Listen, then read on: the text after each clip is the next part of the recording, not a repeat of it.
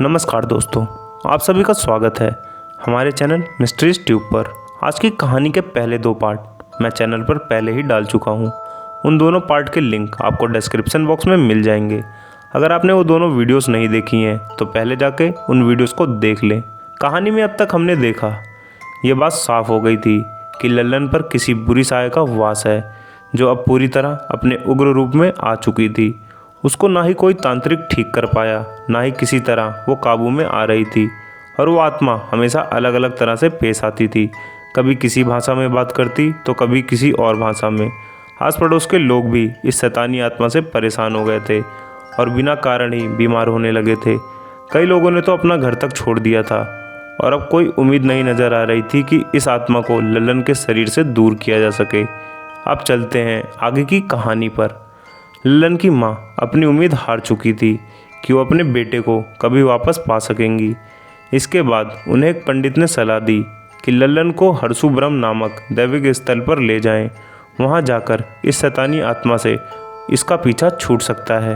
लल्लन की माँ को अपने बच्चे को बचाने का यही आखिरी रास्ता नज़र आ रहा था। उन्होंने लल्लन के चाचा को बुलवाया और उन्होंने लल्लन को हरसुब्रह्म बाबा के दैविक स्थल पर ले जाने को कहा।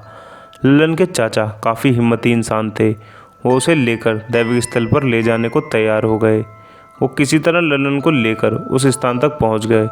वहां मंदिर के पास आने पर लल्लन ने भागना शुरू कर दिया, क्योंकि उसके ऊपर जो शैतान का साया था उसे पता चल चुका था कि यहाँ उसे लल्लन के शरीर को छोड़ना पड़ेगा।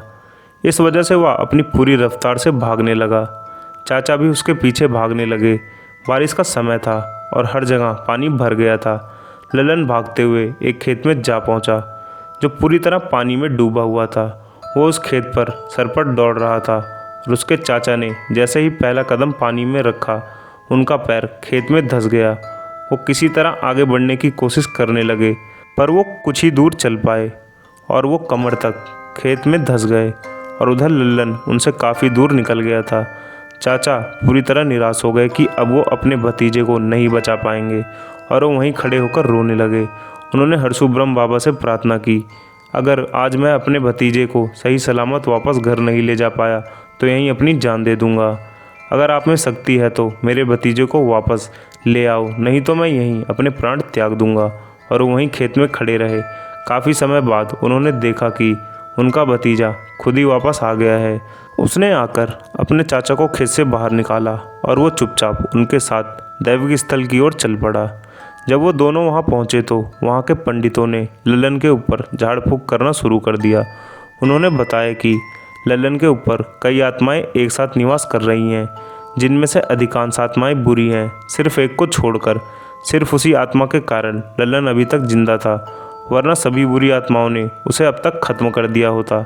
कहानी के शुरुआत में जो मैंने आप सभी को नाव डूबने की घटना बताई थी, जिसमें सभी बाराती मारे गए थे, और जब लल्लन ने नदी के किनारे पेशाब किया तो वो आत्माएं उसी समय से लल्लन के शरीर पर सवार हो गई थी। इसके बाद पंडितों ने लल्लन पर 2 दिनों तक झाड़ फूँक किया और अंत में उन्होंने लल्लन के चाचा से कहा कि हम लल्लन के सामने कई नारियल रखेंगे, जितने नारियल अपने आप फूटते जाएंगे, समझना उतनी आत्माएं लल्लन का शरीर छोड़ती जा रही हैं। इसके बाद नारियल फूटना शुरू हुए और कुल 15 नारियल फूटे थे, यानी उस पर 15 आत्माओं का वास था। चाचा ने हरसुब्रह्म बाबा का धन्यवाद किया और वो लल्लन को लेकर घर आ गए। अब वो पूरी तरह ठीक हो चुका था और एक सामान्य जीवन जी रहा था। इसके लगभग 20 साल बाद लल्लन ने खुदकुशी कर ली। खुदकुशी का कोई कारण कभी किसी को पता नहीं चला। कुछ लोग बताते हैं उन्होंने लल्लन को अकेले में खुद से बातें करते देखा था, पर असली वजह किसी को पता नहीं थी। तो दोस्तों, ये कहानी यहीं ख़त्म होती है। कहानी के बारे में अपनी राय कमेंट बॉक्स में ज़रूर बताएं। कहानी पसंद आए तो वीडियो को लाइक ज़रूर करें। मिलता हूँ एक और रोचक कहानी के साथ, तब तक के लिए आप सभी को मेरा नमस्कार।